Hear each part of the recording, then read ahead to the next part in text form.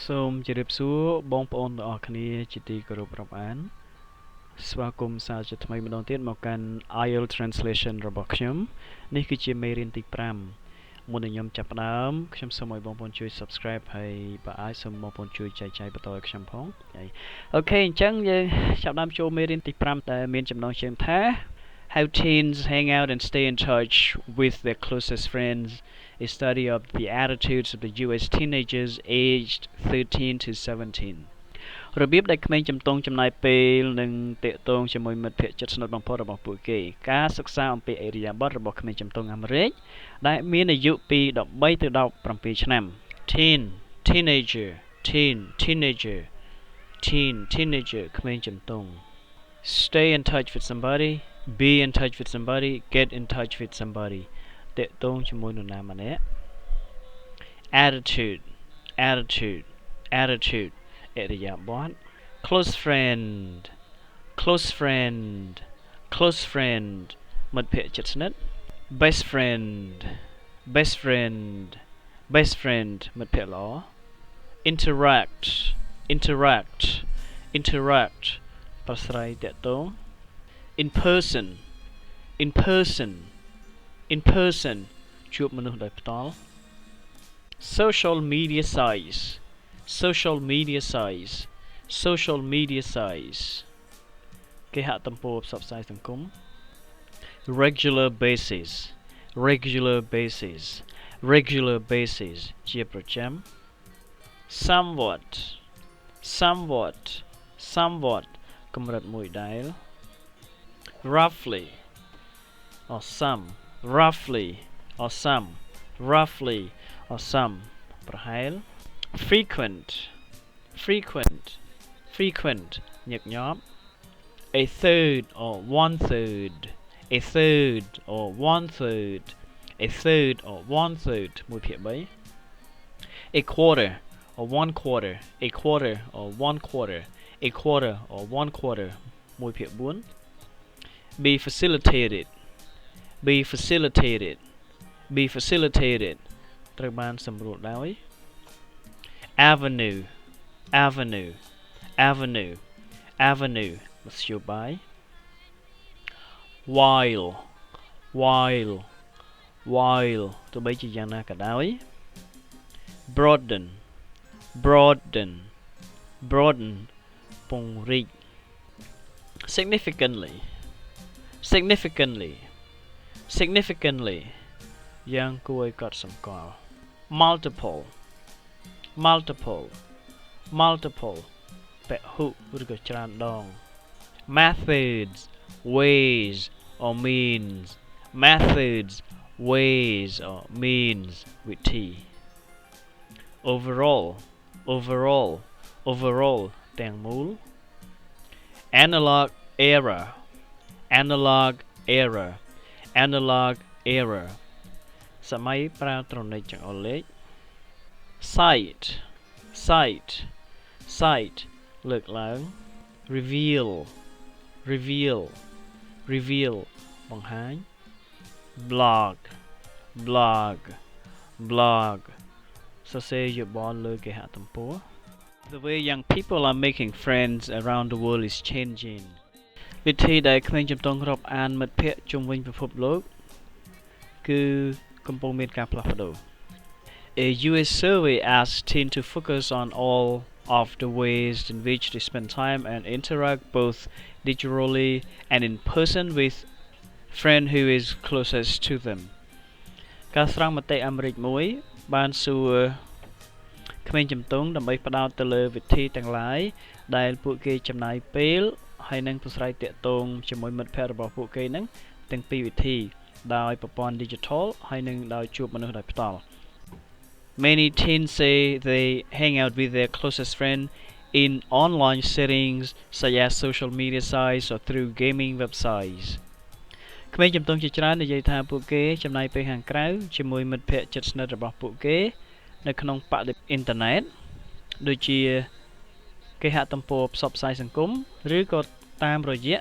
គេហទំព័រ Ling game near.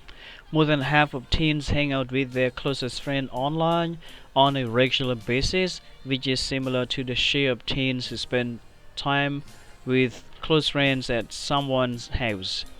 ក្មេងជំទង់ច្រើនជាង 50% ចំណាយពេលខាងក្រៅជាមួយមិត្តភក្តិជិតស្និទ្ធរបស់ពួកគេតាមអ៊ីនធឺណិតជាលក្ខណៈប្រចាំដែលការចំណាយពេលនេះវាស្រដៀងទៅនឹងទំហំដែលក្មេងជំទង់ចំណាយពេលនៅជាមួយមិត្តភក្តិជិតស្និទ្ធរបស់ពួកគេនៅឯផ្ទះនរណាម្នាក់ Teenage boys are especially likely to spend time online with close friends, as 62% do so regularly, compared with 48% of teen girls. ក្មេងប្រុសជំទង់ជាពិសេសនឹងទំនងជាចំណាយពេលតាមអ៊ីនធឺណិតជាមួយមិត្តភក្តិជិតស្និទ្ធរបស់ពួកគេដែលមាន 62% នៃក្មេងប្រុសជំទង់បានធ្វើដូច្នេះជាប្រចាំប្រៀបធៀបទៅ 48% នៃក្មេងស្រី Many of these who have met a friend online say they spend time with their closest friend on a regular basis online, which is somewhat higher than the 41% of teens who have not met a friend online. ក្មេងជំទង់ទាំងនេះជាច្រើនដែលបានជួបមិត្តភក្តិតាមអ៊ីនធឺណិតនិយាយថាពួកគេចំណាយពេលជាមួយមិត្តភក្តិជិតស្និទ្ធរបស់ពួកគេនឹងជាប្រចាំតាមអ៊ីនធឺណិតដែលវាមានកម្រិតខ្ពស់ជាង 41% នៃក្មេងជំទង់ដែលមិនបានជួបមិត្តភក្តិតាមប្រព័ន្ធអ៊ីនធឺណិត While this does not necessarily mean that a teen's best friend is an online friend, it does suggest a certain comfort with interacting with friends and peers in an online space for this group of teens.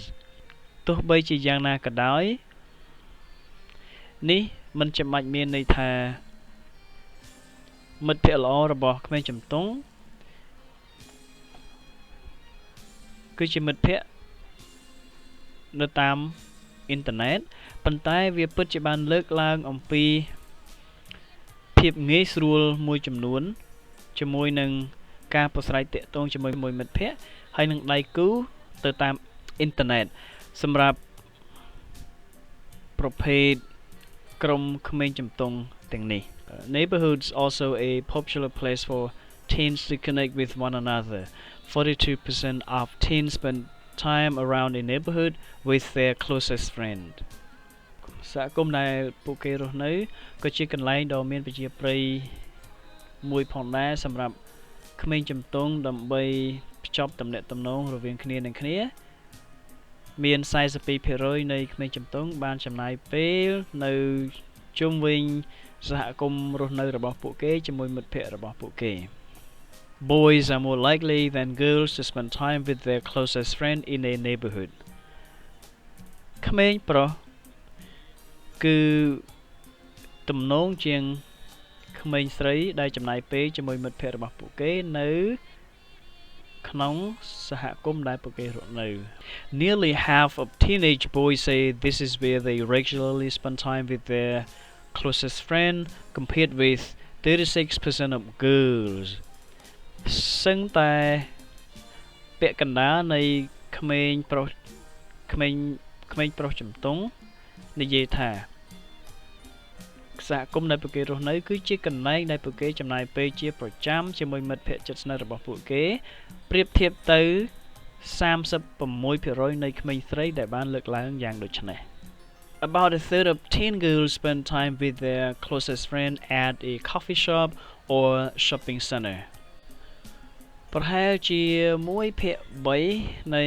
ក្មេងស្រីជំទង់ចំណាយពេលជាមួយមិត្តភក្តិជិតស្និទ្ធរបស់ពួកគេនៅឯហាងកាហ្វេឬក៏មជ្ឈមណ្ឌលទិញទំនិញ Roughly 1/4 of teens regularly spend time with their best friend at these places. ប្រហែលជា 1/4 នៃក្មេងជំទង់ជាចំណាយពេលជាប្រចាំជាមួយមិត្តភក្តិល្អរបស់ពួកគេនៅទីតាំងទាំងនេះ Girls are twice as likely as boys to hang out in these locations. 30% of teen girls regularly spend time with their closest friend there compared with only 16% of boys ក្មេងស្រីគឺទំនងជាងក្មេងប្រុសទ្វេដងដែលចំណាយពេលខាងក្រៅនៅទីតាំងទាំងនេះ 30% នៃក្មេងស្រីជំទង់ចំណាយពេលជាប្រចាំជាមួយមិត្តភ័ក្តិជិតស្និទ្ធរបស់ពួកគេនៅទីនេះនៅទីតាំងទាំងនោះប្រៀបធៀបទៅតែ 16% នៃក្មេងប្រុសប៉ុណ្ណោះ Frequent contact with closest friends is facilitated by mobile devices and social media ការតាក់ទងជាប្រចាំជាមួយមិត្តភ័ក្តិជិតស្និទ្ធរបស់គេគឺត្រូវបានសម្រួលដោយម៉ាស៊ីនចល័តហើយនឹងប្រព័ន្ធផ្សព្វផ្សាយសង្គម Teens today have more ways to stay in touch with friends than ever before ក្មេងជំទង់សប្តាហ៍ថ្ងៃនេះមានវិធីសាស្ត្រច្រើនដើម្បីតាក់ទងជាមួយមិត្តភ័ក្តិរបស់ពួកគេជាងពេលណាទាំងអស់ Beyond daily interactions at school, teens are increasingly connected by smartphones, social media, gaming, and internet. លើសពីការប្រស្រ័យទាក់ទងគ្នាជាប្រចាំថ្ងៃនៅឯសាលាក្មេងជំទង់ត្រូវបានផ្សារភ្ជាប់ទំនាក់ទំនងគ្នាយ៉ាងច្រើនដោយទូរស័ព្ទទំនើបប្រព័ន្ធផ្សព្វផ្សាយសង្គមហើយនឹងគេហទំព័រ game ក៏ដូចជា internet. These new avenues of communication broaden what it even means to be friends, changing how teens connect and how they share with one another. វិធីក្នុងការទំនាក់ទំនងថ្មីទាំងនេះបានពង្រីកអ្វីឲ្យកាន់តែមានន័យថាមិត្តភ័ក្តិដែលត្រូវបានផ្លាស់ប្ដូររបៀបដែលក្មេងជំទង់ភ្ជាប់ទំនាក់ទំនងហើយរបៀបដែលពួកគេនឹងផ្លាស់ប្ដូរបទពិសោធន៍រវាងគ្នានឹងគ្នា Mobile devices help facilitate frequent connections between close friends ម៉ាស៊ីនចល័តជួយសម្រួលដល់ការភ្ជាប់ទំនាក់ទំនងគ្នាជាប្រចាំរវាងមិត្តភ័ក្តិជិតស្និទ្ធ Teens who have mobile internet access, whether through a phone, tablet, or other mobile devices, are significantly more likely than those without this kind of access to be in frequent touch with their closest friend. ក្មេងជំទង់ដែលមានអ៊ីនធឺណិតចល័តមិនថាតាមរយៈទូរស័ព្ទ tablet ឬក៏ម៉ាស៊ីនចល័តផ្សេងៗទៀតនោះទេគឺទំនងខ្លាំងជាងក្មេងជំទង់ដែលមិនមានឧបករណ៍ប្រើប្រាស់ប្រភេទនេះដើម្បីតាក់ទងជាប្រចាំជាមួយមិត្តភ័ក្តិជិតស្និទ្ធរបស់ពួកគេ A full 60% of these teen mobile internet users are in touch daily with their closest friend, including 42% who make contact many times a day. 60% ពេញនៃអ្នកប្រើប្រាស់អ៊ីនធឺណិតចល័តវ័យជំទង់ទាំងនេះគឺតាក់ទងជាមួយមិត្តភ័ក្តិជិតស្និទ្ធរបស់ពួកគេជាប្រចាំថ្ងៃរួមបញ្ចូលទាំង 42% ដែលតាក់ទងមិត្តភ័ក្តិរបស់ពួកគេច្រើនដងក្នុងមួយថ្ងៃ This compares with 47% of those without mobile internet access who communicate daily with their closest friend, including 27% who do so many times a day. នេះប្រៀបធៀបជាមួយនឹង 47% នៃក្មេងជំទង់ដែលមិនមានអ៊ីនធឺណិតចល័តដែលតាក់ទងជាមួយមិត្តភ័ក្តិរបស់ពួកគេជាប្រចាំថ្ងៃរួមបញ្ចូលទាំង 27% អ្នកដែលតាក់ទងមិត្តភ័ក្តិរបស់ពួកគេច្រើនដងក្នុងមួយថ្ងៃ Focusing in on smartphone users, teens who have access to a smartphone also are likely to be in daily touch with their closest friend. ការផ្ដោតអារម្មណ៍ទៅលើការប្រើប្រាស់ទូរស័ព្ទការផ្ដោតអារម្មណ៍ទៅលើអ្នកប្រើប្រាស់ទូរស័ព្ទទំនើបក្មេងជំទង់ដែលមាន ទូរស័ព្ទទំនើបក៏ទំនងផងដែរក្នុងការតាក់ទងមិត្តភ័ក្តិរបស់ពួកគេមិត្តភ័ក្តិជិតស្និទ្ធរបស់ពួកគេជាប្រចាំថ្ងៃ Some 62% of teens with smartphone access are in touch with their closest friend daily and 45% are in touch multiple times a day ប្រហែលជា 62% នៃក្មេងជំទង់ជាមួយនឹងទូរស័ព្ទទំនើបគឺតាក់ទងជាមួយមិត្តភ័ក្តិជិតស្និទ្ធរបស់ពួកគេជាប្រចាំថ្ងៃហើយ 45% តាក់ទងជាមួយមិត្តភ័ក្តិរបស់ពួកគេនឹងច្រើនដងក្នុងមួយថ្ងៃ Phone-based methods are overall the most popular ways that teens communicate with their closest friends ទីសាស្ត្រទាំងឡាយដែលប្រើប្រាស់ទូរស័ព្ទគឺជាវិធីដែលពេញនិយមបំផុតដែលក្មេងជំទង់តាក់ទងជាមួយមិត្តភ័ក្តិជិតស្និទ្ធរបស់ពួកគេ Looking at the overall picture, texting comes out on top. Some 80% of teens say they use this as one of the 3 most common ways they get in touch. បើក្រឡេកមើលទិដ្ឋភាពទាំងមូលការសរសេរសារការផ្ញើសារគឺពេញនិយមជាងគេបំផុតប្រហែលជា 80% នៃក្មេងជំទង់និយាយថាពួកគេបានប្រើប្រាស់ការសរសេរសារការផ្ញើសារជាវិធីមួយក្នុងវិធីទាំង3ដែលពួកគេនិយមប្រើប្រាស់បំផុតដើម្បីតាក់ទងជាមួយមិត្តភ័ក្តិរបស់ពួកគេ But a phone calls, a technology from the analog era, are the second most popular method overall, with 69% of teens citing it as one of their choices. ប៉ុន្តែការហៅទូរស័ព្ទចេញដែលជាបច្ចេកវិទ្យាមួយពីសម័យប្រើត្រណិកចង្អុលលេខជារួមជាវិធីដែលពេញនិយមទី2ផងដែរជាមួយនឹង 69% នៃក្មេងជំទង់បានលើកឡើងថាការហៅទូរស័ព្ទចេញក៏ជាជម្រើសមួយក្នុងជម្រើសរបស់ពួកគេទាំងអស់ផងដែរ This is followed closely by the 66% of teens who say social media is in their top 3 preferences, while just 21% of teens noted gaming in any of their choices. នេះក៏ត្រូវបានតាមពីក្រោយយ៉ាងប្រកៀកប្រកិតដោយមាន 66% នៃក្មេងជំទង់ដែលបាននិយាយថាប្រព័ន្ធផ្សព្វផ្សាយសង្គមគឺនៅក្នុងការនិយមចូលចិត្តទាំង3របស់ពួកគេខណៈពេលដែលមានតែ 21% នៃក្មេងជំទង់បានលើកឡើងថាគេហទំព័រ game ក៏ជាជម្រើសមួយនៅក្នុងជម្រើសរបស់ពួកគេដែរ Other communication methods such as video sharing, blogging, and discussion sites were cited by 10% of teens or less. វិធីទំនាក់ទំនងដទៃទៀតដូចជាការចែករំលែកវីដេអូការសរសេរមតិយោបល់នៅក្នុងគេហទំព័រឬក៏ដូចជាគេហទំព័រពិភាក្សាក៏ត្រូវបានលើកឡើងដោយក្មេងជំទង់នឹងចំនួន 10% ឬក៏តិចជាងនេះ Some 21% of teens however said something else